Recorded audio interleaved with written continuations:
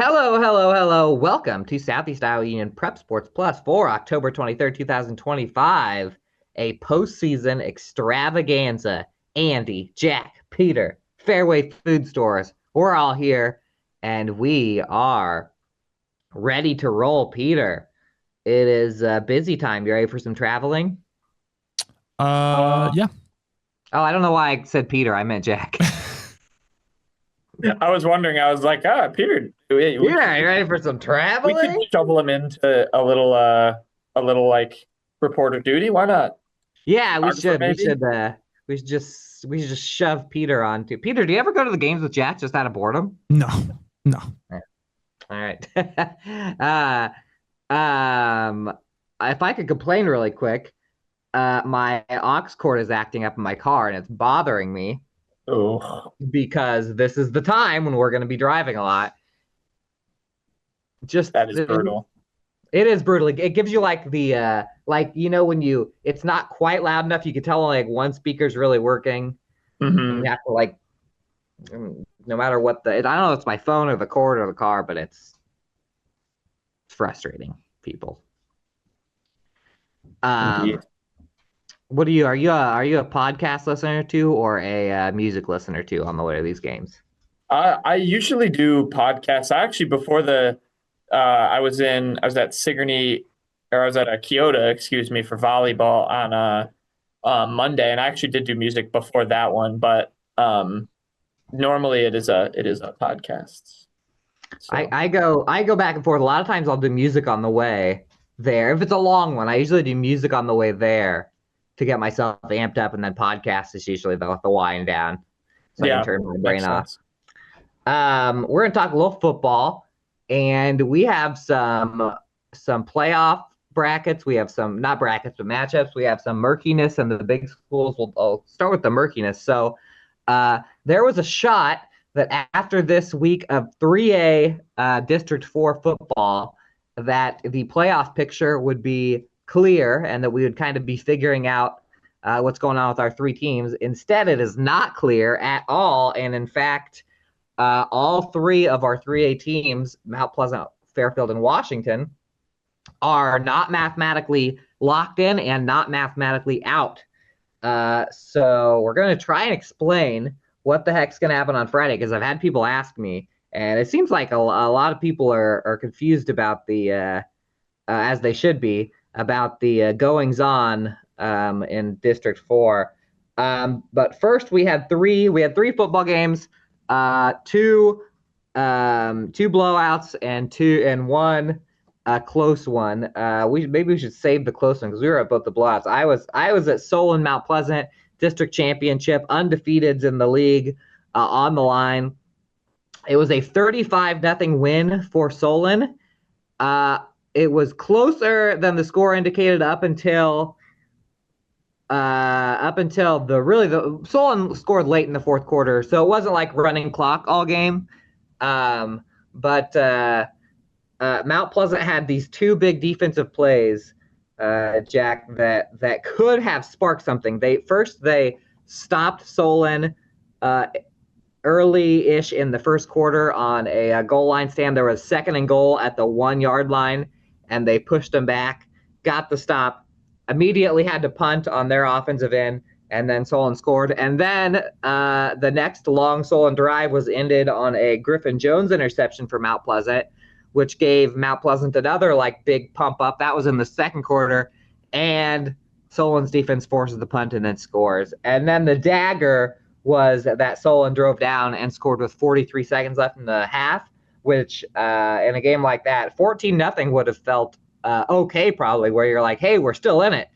Two touchdowns, 21-0 is a pretty big gap from 14-0. So second half, Solon scores twice. Mount Pleasant's offense, much like all the other offensives that have played Solon, could not get anything going, especially on the ground. Mount Pleasant is usually a ground and pound team, really had more success passing the ball, in fact, because there were just no holes. Solon is just so big, fast, and hopefully whoever comes out of our district playoff-wise does not have to play them until maybe the dome or something. But get them away because they're too good. Yeah. I mean, I continue to be really impressed by Mount Pleasant's defense. I mean, I just think that that has been the difference of them. I know on paper, all three between them, Washington and Fairfield, are mathematically alive, but if there's a separator in terms of when they've actually played one another, and I know we're going to see Fairfield Mount Pleasant this week, it's that defense. And Fairfield's going to have to try and run all over it. But, if they can make plays against Solon, they can make plays against anyone. Yeah, there was the goal line stand. That was a moment where you looked and the crowd's going crazy, and you kind of had like the magical feel, like, oh, what they can stop them, 1 yard away. That might be a difference maker. But Solon's passing game is really good. This is the second time that I've seen Mount Pleasant lose to a nice, highly ranked team, because Central DeWitt's another one where their quarterback is just unbelievable, and Mount Pleasant was getting pressure and stuff just like against Central DeWitt, but it's impressive when you see a high school quarterback like that be able to make the kind of throws that and Campman's so good on his feet too. So shout out to Solon. They dominated the district. That was what we'd hoped would not happen, but yeah, and now Mount Pleasant gets to play against Fairfield. After playing against pass-heavy quarterbacks for 2 weeks, they now go against the T formation running trickeration of Fairfield. So we'll see how they respond to that total difference in offense. But you were at a game that Washington had to have, the Washington-Fort Madison game, which Washington had to have it. And honestly, because of the math that we'll talk about here in a second, they really had to blow them out, at least win by 17 to make sure they could stick into this thing. So what'd you see out of the Demons? Well, they did certainly beat that threshold. They blew out Fort Madison. It was 42-15. It was just a good game all around. Washington really took a lot of pride this year on winning all of their home games. They managed to do that. They went 4-0 at home this year. Fort Madison, they beat Oskaloosa. Fairfield, which could be a critical win, and then Burlington at home this season. Kill Williams, honestly, the thing I was most impressed with was he was a lot more active through the air. Hit Liam Roberts for a nice 30-yard touchdown throw. That was his first touchdown in the last 6 games. And then, of course, he had a really big day on the ground like he usually does. 3 rushing touchdowns. He had 210 yards on 10 carries, so average over 20 yards a carry. Just gashed Fort Madison's defense. But yeah, 57 and 54-yard touchdown runs. Caden Greiner also scored, and Aiden Schmitz, Grant Whistler also scored rushing touchdowns in this game. So it was really dominant from Washington, but honestly, the story of the first half and really the first quarter and a half mainly was penalties. There were a bunch of penalties. I counted in total 9 penalties in the opening quarter. 8 of them went against Washington. Then they got hit with 3 more in the first half of the second quarter. So a ton of penalties.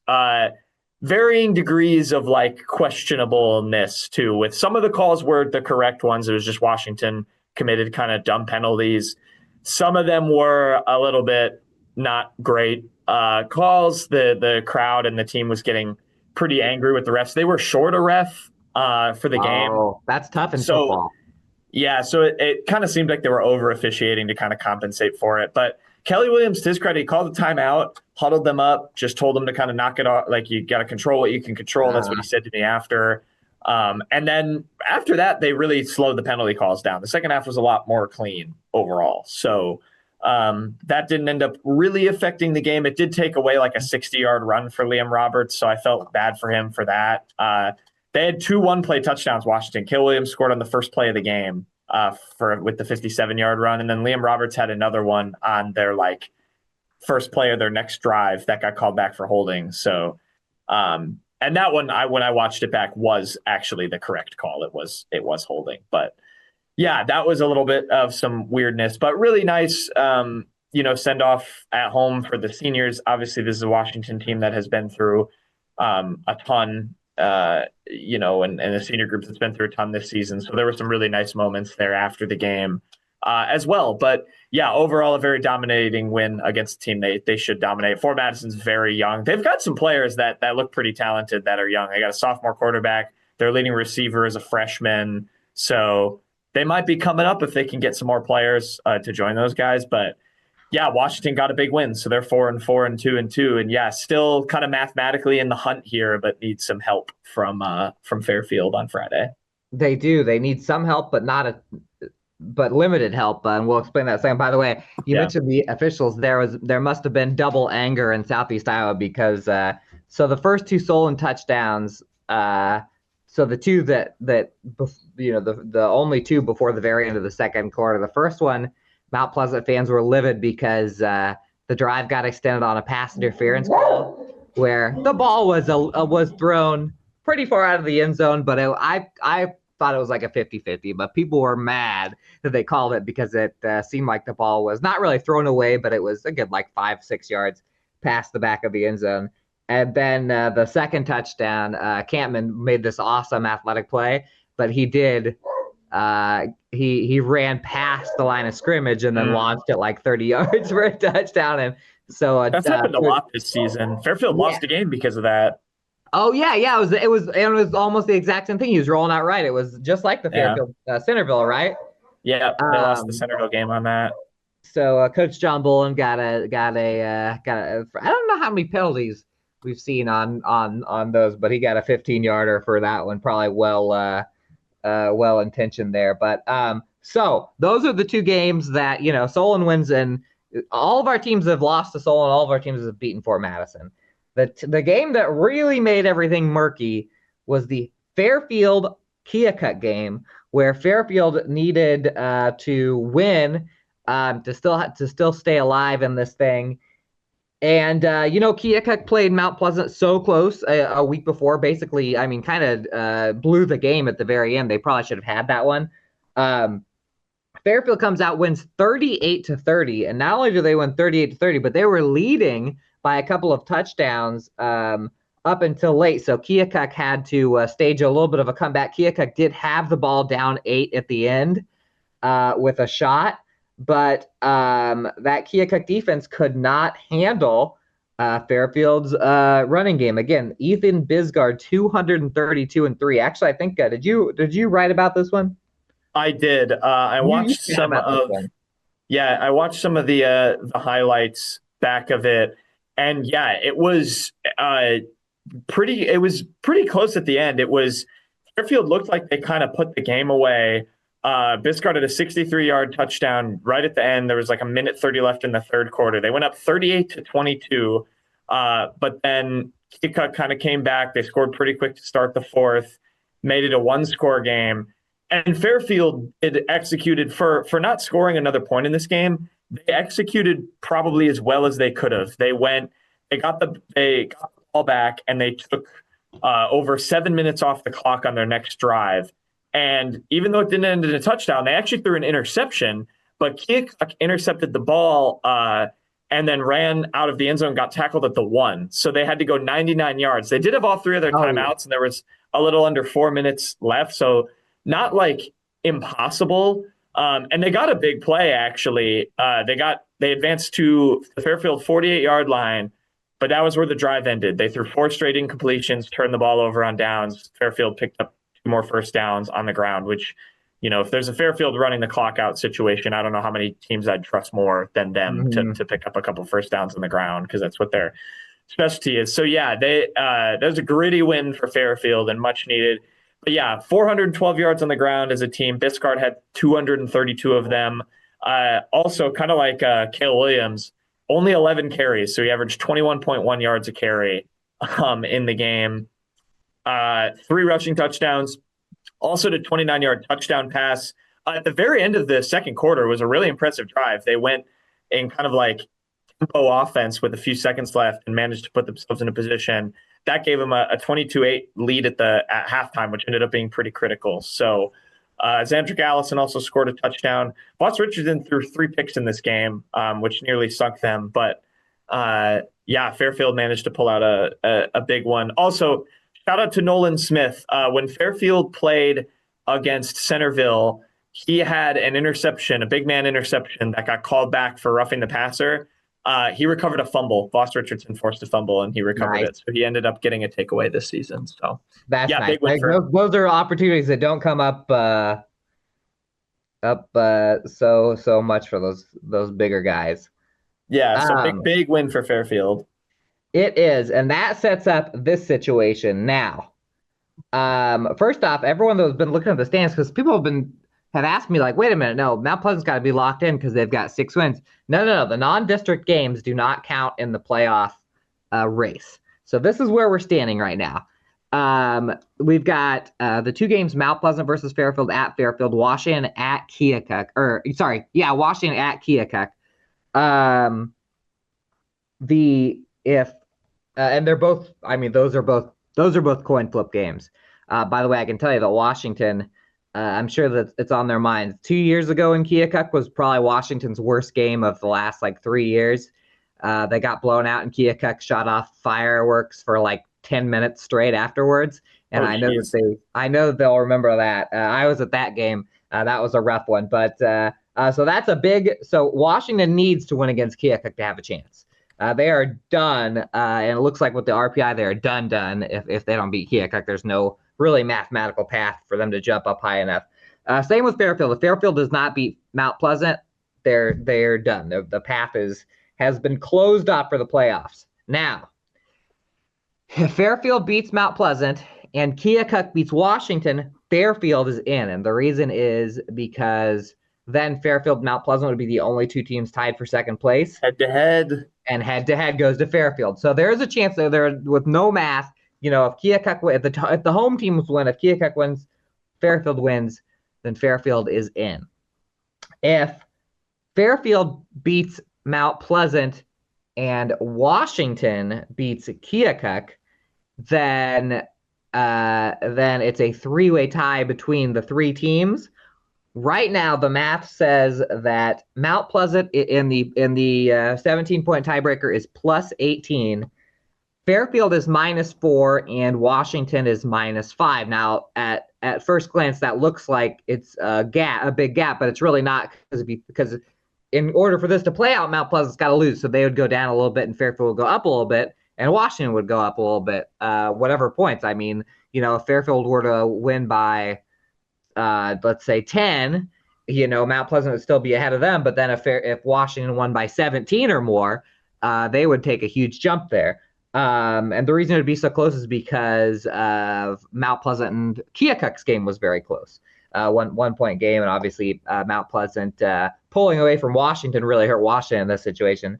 And then if 2 teams tie, so like let's say Washington wins by 1, and Fairfield and Mount Pleasant, it's like I think 11 points is the magic number.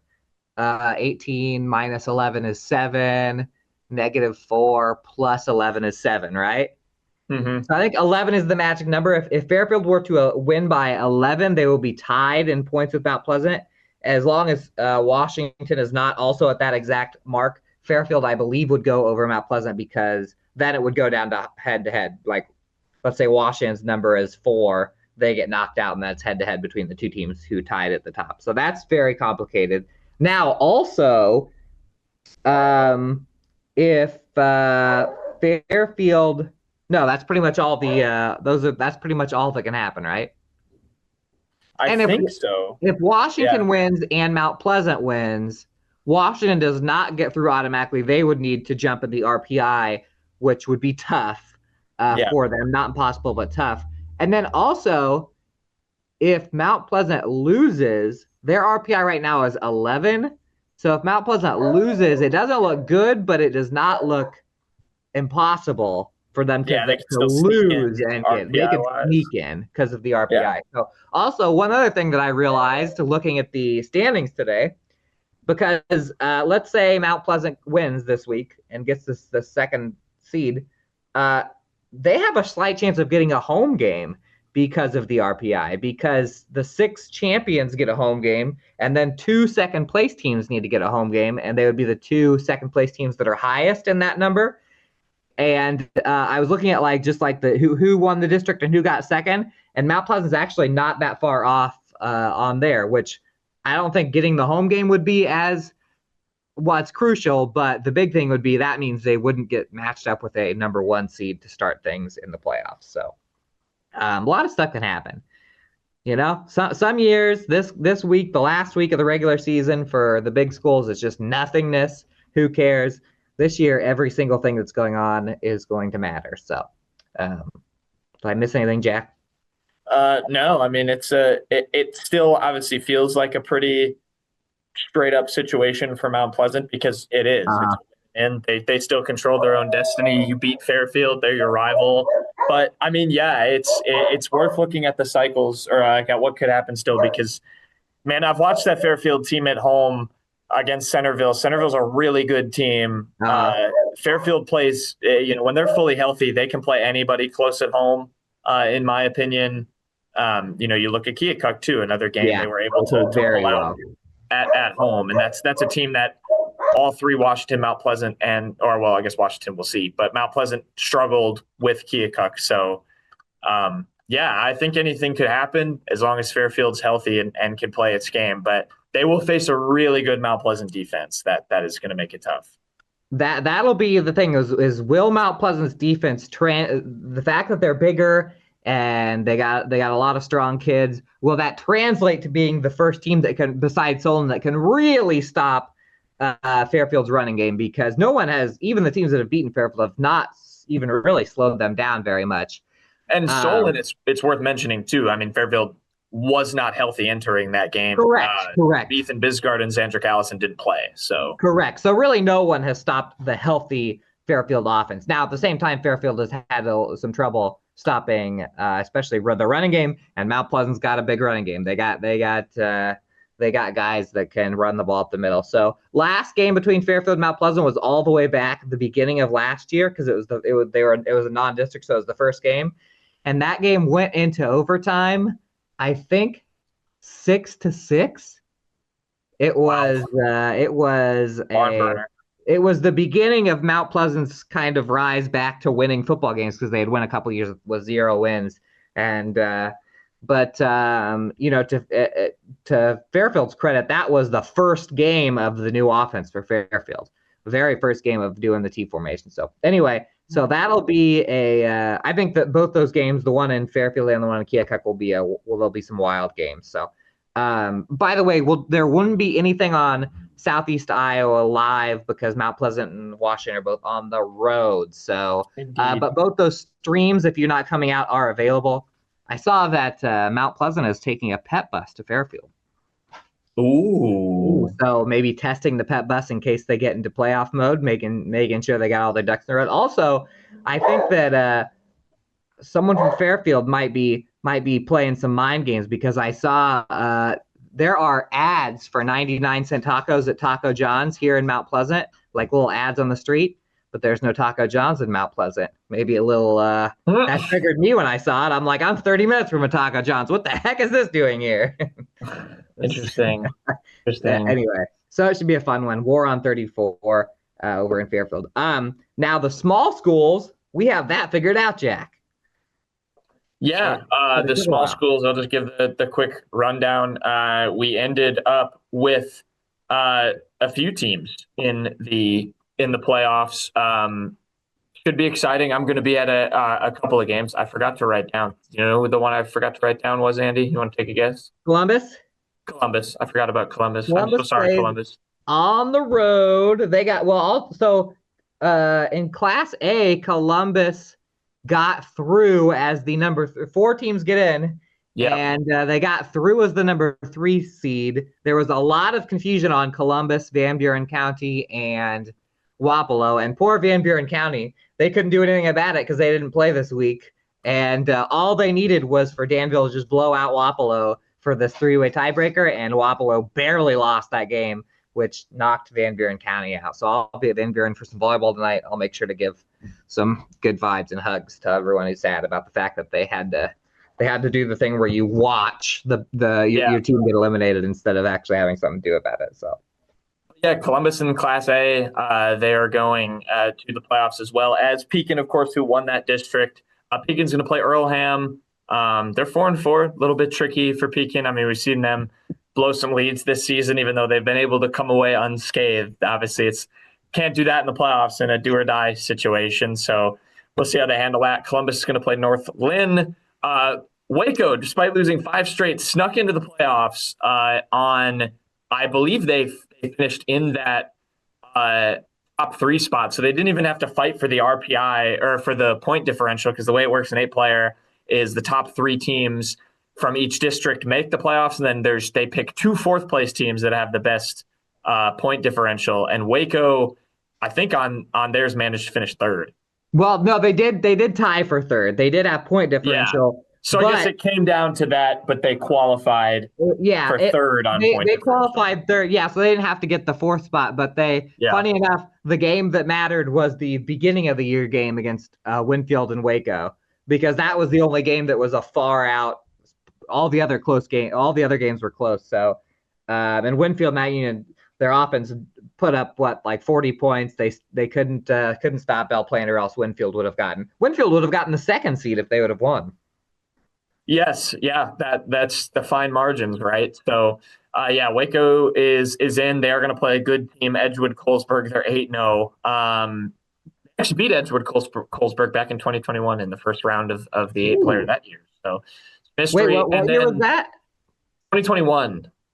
I was probably there. 2021. What year did they go to the Dome? They went to the Dome in 2022, maybe. I don't know. There was a. I have to look back at the history. Yeah. And then in Class 1A, Sigourney Keota went on a tear at the end to make the playoffs. They won 4 of their final 5 games. They're playing I-35, who was your school's rivals, Andy, if I'm not mistaken. No, that you're thinking of Albia, because it's another blue team. Oh, you're right. We did play I-30. Sheridan did play I-35 back in the old days, but no. Oh, it's a personal rival because it was the first Iowa school that my wife applied for a teaching job, and that's right.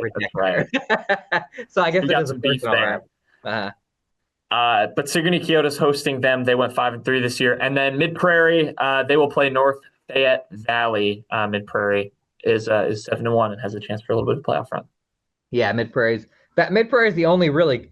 I don't want to call any playoff game comfortable, but I'll tell you what's uncomfortable. Can I make you uncomfortable about a situation? Sure. So Pekin, number 1, undefeated. You'd think, man, they got a rollover game and game. Not so fast. Pekin's game where they beat North Mahaska in overtime. They beat them by 6. Earlham beat North Mahaska by 20 points 1 week later. Yeah, so when I saw that, I was like, "Oh boy!" And the more computer rankings have it have that game as close as the I-35 Sigourney Keota game. That's why Jack doesn't even know where he'll end up this week, because I think he's going to start one place and then he's going to run the option. I'll be at Pekin, and if Pekin does Pekin things, I'll head over to Sig Key. But if Pekin State and Earlham is close, I'll probably stick it there. Yeah. So hopefully Pekin will score like the 50 points in the first half. But that looks like a couple tough games. Columbus and Waco are true underdogs in their games. But those are a couple of our schools with the playoff experience. And we're going to experience.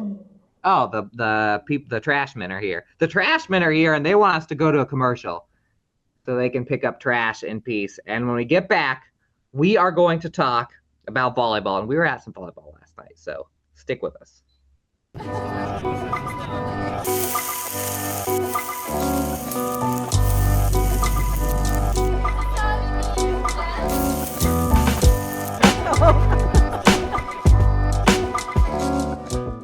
Introducing Hy-Vee Market Grill, where every meal is a delight. Start your day with our mouthwatering breakfast options and savor flavorful lunches with friends and family. Cap off your day with our delectable dinners. Hy-Vee Market Grill, where every moment is delicious.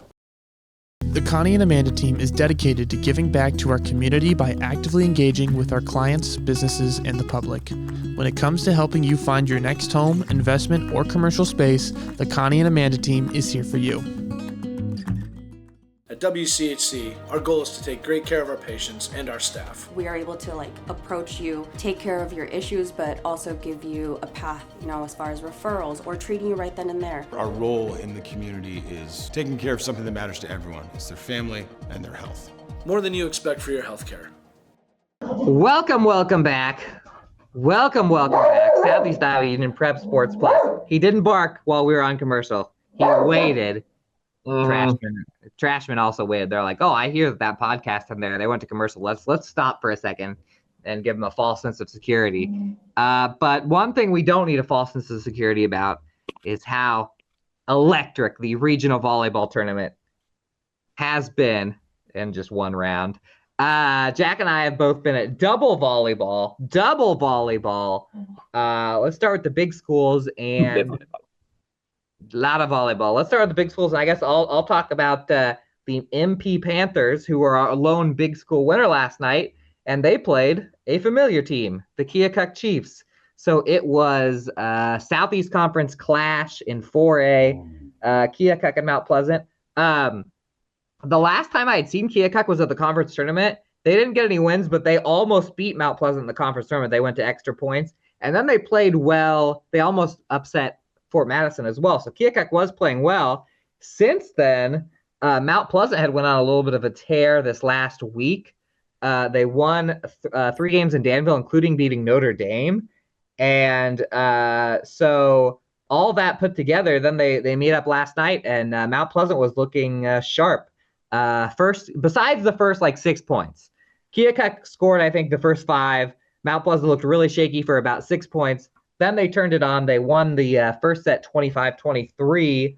Nice little sneaky send over by setter Abby Carthy, because it was 25-20, and then Keokuk kept inching back. They kept getting points, and then on the 24-20, and then the 24-23, instead of setting it over, she did one of those tricky little popovers and worked perfectly. That game, the 25-23 win in the first set, and then from then on, it was domination. Mount Pleasant rarely trailed at all in the next two, 25-16, 25-18. I guess I have unofficial stats here, but according to my stats, which I keep very accurately, Alex Scott, who's the star hitter of Mount Pleasant, only had 2 kills in that the first set. It was all about Addison Clark with 5, Jenna Swartz with 5. Jenna Swartz played great for Mount Pleasant last night. And then in the set 2, Clark went off for 5 kills, 5 aces. And set 3, Maya Starr and Alex Scott 4 kills apiece. So they shared the wealth. And I'll tell you, Keokuk did at the tournament, the second round of the tournament, they looked good. They were scrambling way better. And the second and third sets looked a little bit more like the other time I'd seen them play our teams, where the offense for Mount Pleasant started to really work in a way to where they just had to set up a hard kill attempt, and it wasn't volleyed too much. And so once Mount Pleasant started leaning on them, they played pretty well. And now Mount Pleasant's got to go play Clear Creek Amana, and they will need to play out of their minds to beat Clear Creek Amana. Somebody described it last night. They're like, yeah, we're basically going to play a college team because Clear Creek Amana is so good. That would be the biggest probably upset in the state, I would have to guess. Oh, it would. If they could upset Clear Creek. I was trying to think of times when there have been a rare amount of times in my 10 years here where our teams have went against a absolute force in the regional tournament and have come out on top. The only things I can remember off the top of my head were Fairfield girls basketball in a regional final. They were huge underdogs, I think, against Assumption, and went. And that was at Assumption because it was at whoever they were playing, and they went to state. And then Mount Pleasant softball played Assumption at home because Assumption didn't have lights, and Assumption was ranked number 2, and Mount Pleasant was 500, but they ended up in the regional final, and Mount Pleasant upset them in that. So we need some of that little magic where you literally go in and you're thinking there's no chance this is going to happen. So we need that. We need a little magic in Clear Creek. Yeah, that would be dramatic, but good on Mount Pleasant for getting the first round win. I can take over if we want the Washington Fairfield roundups. Both these teams are in Class A Region 7. both of them fell at the first hurdle to their respective regional opponents. I will start briefly with Fairfield. They lost to West Liberty in that one. Were unable to get the win against the Comets, or the Titans, not the Comets. Sorry, I was messing with my camera problems. Well, it's West Liberty Comets, I believe. I think are they the Comets? I thought they were the Titans. Yeah, because I think the West Liberty thing, it's their Comet Oh, is it's the Titans logo. That is what I'm doing. Titans logo. It's the Titans logo. Yeah, but it's the Comets. Yeah. They're one of the teams that steal. There was a nice video from like IA Sports or something about high school teams that have NFL logos, and he talked in depth about West Liberty. Yeah. So, So they were defeated by West Liberty, and lost in their first round game. And then I was at Washington, and the Demons kind of shocked by Benton, whose record I don't think was a very good indicator of just how talented that team was. But the Benton Bobcats came into Washington, came away with a sweep. They beat Washington 3-0. It was 22-25 in the first set, 23-25 in the second set, and 20-25 in the third set. It was a tough one. Benton, they kind of went on runs in the first two sets. They went up 8-2 to start the second set. Went up big in the first one. Washington actually started the first one up 3-0, but then Benton went on a 9-0 run to take a lead, forced Washington to burn a timeout after the first 7 of those points. And then both teams are kind of trading blows. Washington went on a couple small runs in the middle of each of those first 2 sets, but just couldn't come away. There were a couple of big points. Benton was up. It was tied at 23 in the second set, and then Benton got a kill. And then in the first set, Washington was down 23-22 and had a chance to tie that. And then Benton had another kill in that one. Just have a bunch of really good hitters. And then credit to Benton.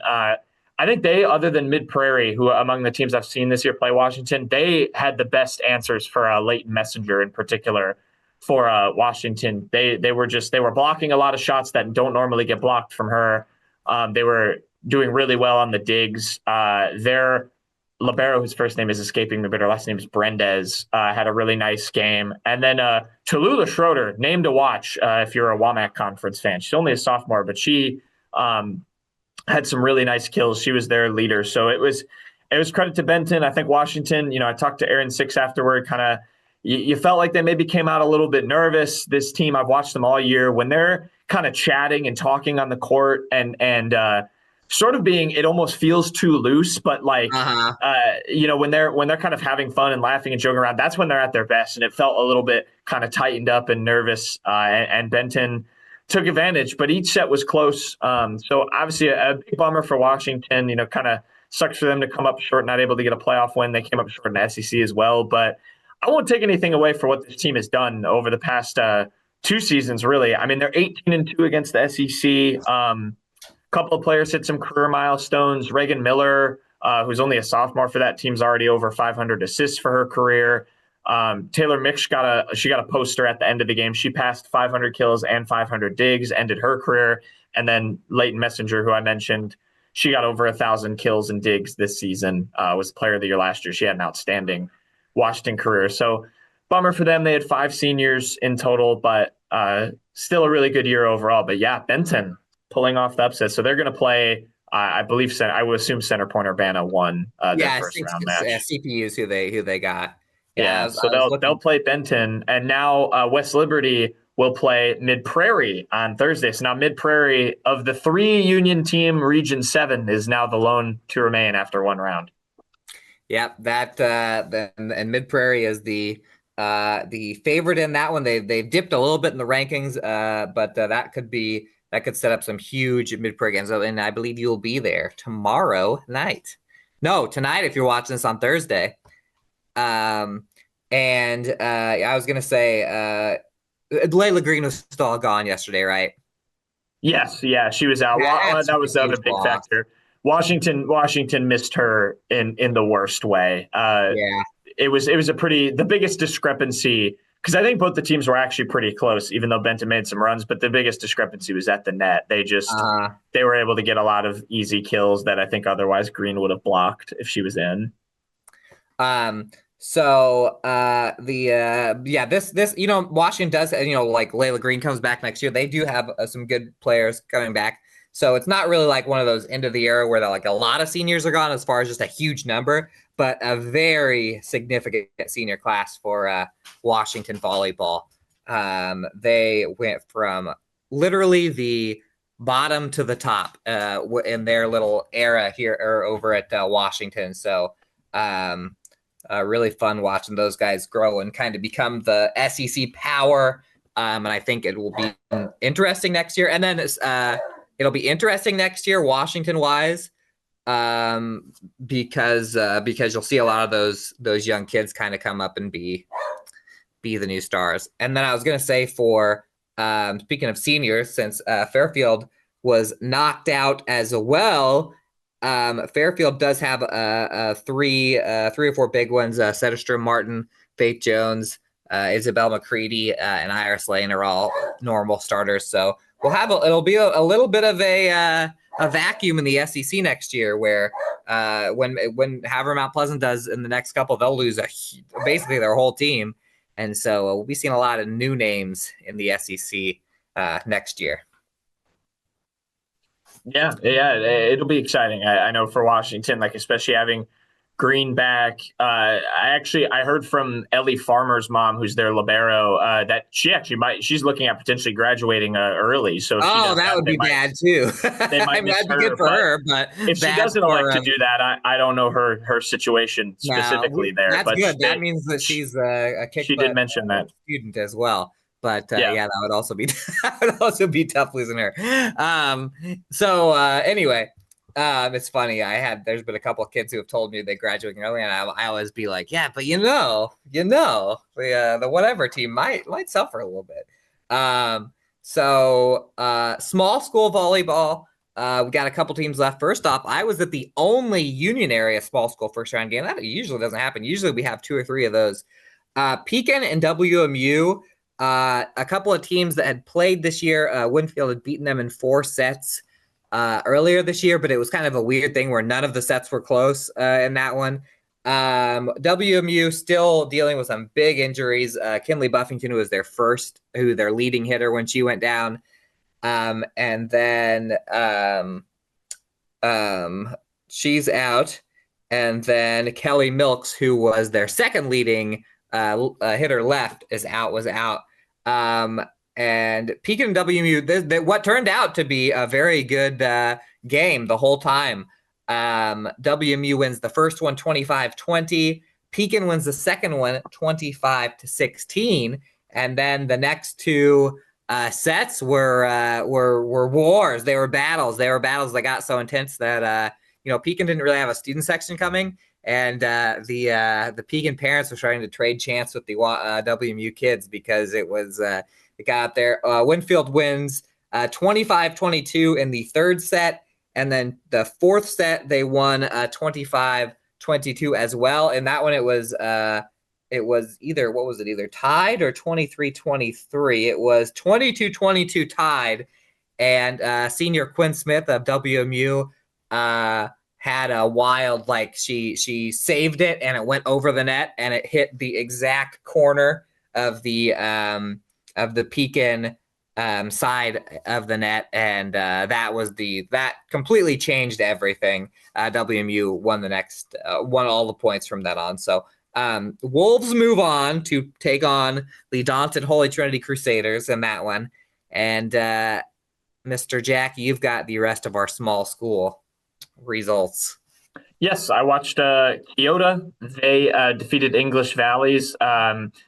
Played them 3 times this year. That was the rubber match between the 2 of them. Although I think actually Keota won the first 2 regular season matchups too. So technically, if it was a series, they would have already swept them. But beat English Valleys at home. Nice to get a home win. Their coaches, both in their first year, they have co-head coaches Shannon Griner, Jill Redlinger. So Good for them. They were very excited to get a win. They're going to play Cedar Ridge Christian in the quarterfinal. You already see the result of that when you're watching this. And then the other schools and results, Columbus won. They also played a team for the third time this year in Louisa Muscatine, beat them 3-0. They split a pair of games in the regular season. So credit to Columbus. They're going to play Bellevue Wednesday night. Will be a interesting game for them. They're in the River Valley Conference, Bellevue. And then our other area teams, aside from Van Buren County, who actually got a first round bye, they're going to play West Liberty, Burlington Prairie, of course, as well. Not West Liberty, West Burlington. West Burlington. They're playing someone from the West. West Burlington. I'm getting my West mixed up. My Kanye. Sorry to any West Liberty listeners, West Texas Rangers. Yeah. No, Van Buren against West Burlington. That's a first round, or that's a second round game. And then the rest of our area schools unfortunately lost. Highland came very close to winning. They played HLVTC. They won the first set, lost the second two, and then won the fourth one, 25-21 to send it to a fifth, but lost the fifth, 15-9. So it was a rough season overall for Highland, but they had a good fight in their last game of the season. Came up just kind of short there against HLV. But Hillcrest, they lost to BGM 3-0. Waco lost to Burlington Notre Dame 3-0. New London also lost 0-3 to Wapello, and then Cardinal lost to Danville 3-0. So their seasons came to an end as well. For sure. And this teaser does nothing because it's over by the time you guys watch this. But this Van Buren County West Burlington game tonight, the rubber match, it is. I don't know if it's the true rubber match. They might have already played 3 times with Van Buren winning 2. But West Burlington won the last one. So it's battle time. And it's going to be battle time on the cross-country course when we come back from this commercial, because we're going to talk conference champs, and we're going to give you another teaser that doesn't do much for tonight because one of the races is already done. But for the regional state qualifying meets, stick with us. Attention Hy-Vee shoppers, introducing Hy-Vee Perks, your ticket to exclusive savings and rewards. Access exclusive perks, prices, earn gas discounts, and unlock special deals. All this for free. Join Hy-Vee Perks today and start saving.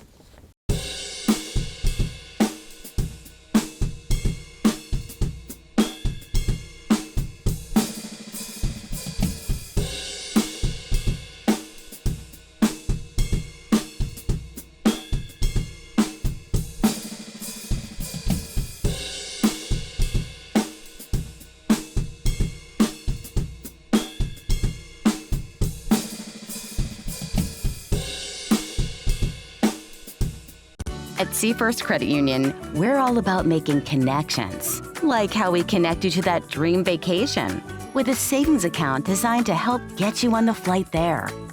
Connect with Seafirst today and see why together is better.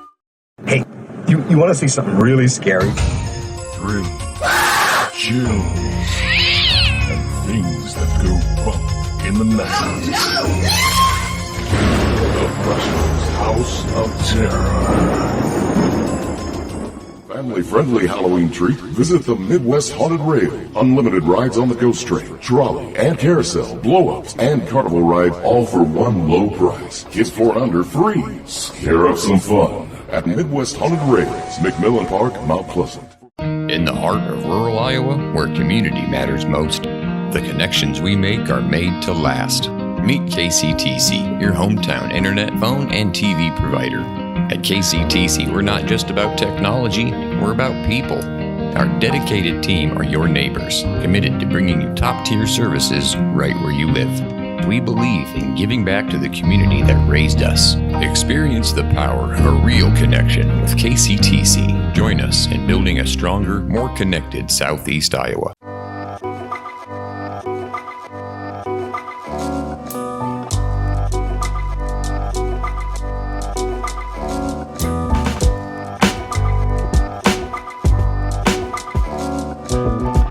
Hello, sports fans and fans of Fairway Food Stores and fans of Jack, Peter, and myself, Andy Kretzinger.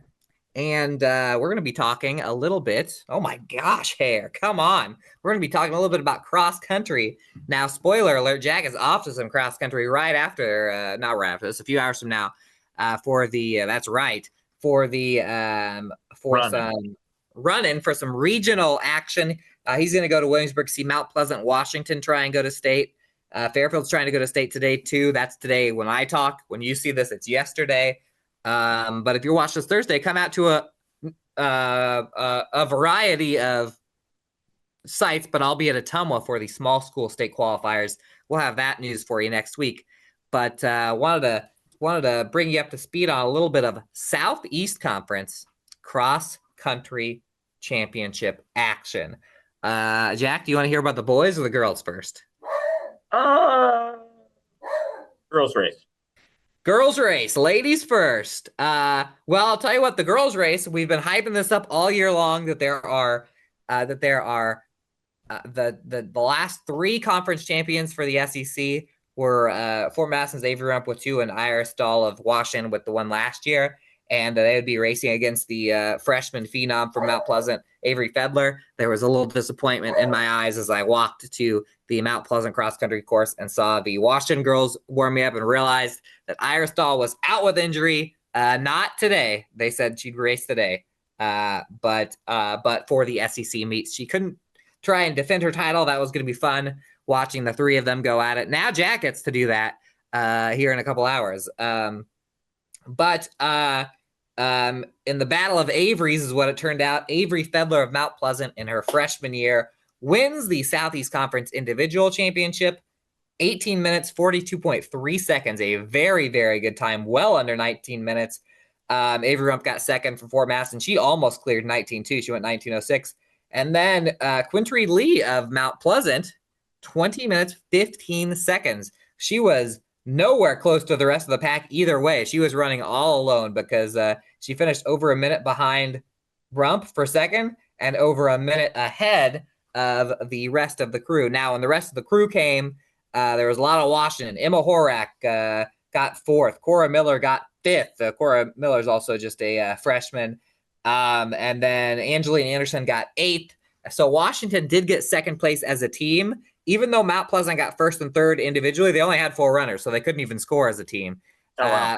So if they had one more kid, that they would have got a lot of points just off 1st and 3rd. But they were non-scorers. I didn't put the girl team standings in. I hate it when I look and I see a mistake on the newspaper when we do this show. But girls team standings, Washington got 2nd. And Fairfield got 4th. Of course, I was going to look at the standings, which I somehow deleted. I did the same thing in the last block. Don't stress. Oh, dang it. Anyway, so that's what happened. I'm going to give you a prediction, Jack. I don't know who it's going to be, but in that girls race that you're about to go to, and this prediction can be true or false. Actually, you know what, Peter, if I get this wrong, just edit it out and put something correct in. But I think that you're going to have somebody is going to be a couple spots away from qualification individually for Mount Pleasant or Washington, because there are a lot of kids there that I think after those first couple that are obvious ones today that are that could be right there in the pack, that it's going to be battling for spot number 11 and 12 or whatever. On the boys' side, everyone did have enough to run as a team. Now, Washington is trying to defend their championship on boys, but Fort Madison has been great this year. They could not beat the Bloodhounds. They scored 44 for second place. Fort Madison, who also won the girls, by the way, won the boys at 27 points and the girls for 29. Fort Madison, shout out Fort Madison. You guys did great in cross country this year. But defending champion Andrew Reese of Washington, 16 minutes, 39.7 seconds for a dominant win. 2 in a row for Andrew Reese, and the 4-peat for the Reese family, as Micah had 2 before Andrew had 2. So he wins it for Washington. And then a lot of Fort Madison kids. Freshman Jack Shepard of Washington got 6th place. Great run out of him. And Silas Hewlett of Mount Pleasant got 9th. Sawyer Schatz of Washington got 10th. By the way, in the boys team standings, Mount Pleasant pulled out a 3rd place finish. Fairfield 5th in the overall standings. I am so mad at myself that I believe that I deleted the girl standings and then I was going to paste it above it. And it just says girls team standings with no standings under it right now. Oh, no. It upsets me. I'm going to go ahead and put it. So it's not, when you watch this, it's not going to say that, but it upsets me. Happens to the best of us. Happens to the best of us, which is the two of us, the absolute best. Man, you gotta end us on a positive. Ending on a positive, I will have a good roundup. I will make sure the standings will be in for the state qualifiers. Is that a good enough? Right. And which will be very fun. I'm excited. I know Iris. Did you get any injury specifics? Do you know what the injury is? The quote given to me was, "She's not running today. She will run next week." I think it was a lower body injury. I could tell you she was there. And I was going to talk to her about it, but I was talking. I get to talk whenever all of our schools are at one place. There's so many people to talk to and to chat with and to goof around with that I don't always talk to all the people I want to, just out of curiosity. But it sounds like she'll be out there today. I'm just doing some speculation. I don't know what kind of injuries affect what in cross country, but I still think she will have it'll be interesting to see how good of a performance she can put in. Seems like qualifying won't be the problem, but obviously in another competitive race with Fedler. This is her time. Iris always seems to this time, once it gets a little cold, once you get to the state qualifier and the state meet, she always starts jumping people. And this is going to be the first time that Fedler, Rump, and Dahl raced against each other. I'm not sure if I ever remember them this whole year going, all 3 of them together. Yeah, because I guess if you don't have SECs, Washington at the Washington meet, did they? Oh no, Mount Pleasant wasn't there. Wow, Mount Pleasant wasn't there, and Fort Madison. No, Fort Madison was there. I think they all ran together at the Fairfield meet at Fairfield Waterworks Park. Because Fort Madison won that team race, but Fedler. Oh, and Washington was at the Fort Madison one. Yes. Oh, so maybe I can't remember if Washington was at that Fairfield race, but the important thing is they're going to go at it with all on the line. Those 3, and it's not even those 3 anymore, because I'll tell you, Quintry Lee from Mount Pleasant's been running an awesome time, and then those Washington girls, those are some pretty strong times as well. By the way, shout out to so everyone passes out over the finish line. I almost had to make a catch on Emma Horak. Luckily, there was like the dividing rope thing, because she was clearly out of it, but she walked 7 steps in a straight line. So all the people that were ready to catch were like, "That girl's fine." And then she started to tip over. So I put down the camera for a second and start running over. But anyway, she's racing really well. Cora Miller. So it should be you know what? We're both gonna do research after the show, and then we're talking about something that the fans already know what happened. Hyping ourselves up. This is like when you watch I like to watch NFL pick'em shows after the NFL games and then laugh at them for being wrong. There you go. The haterade. Yeah. All right. I think that's it. We'll see you on the courses. We'll see you on the court. We'll see you on the field. Peace up, A-Town Down.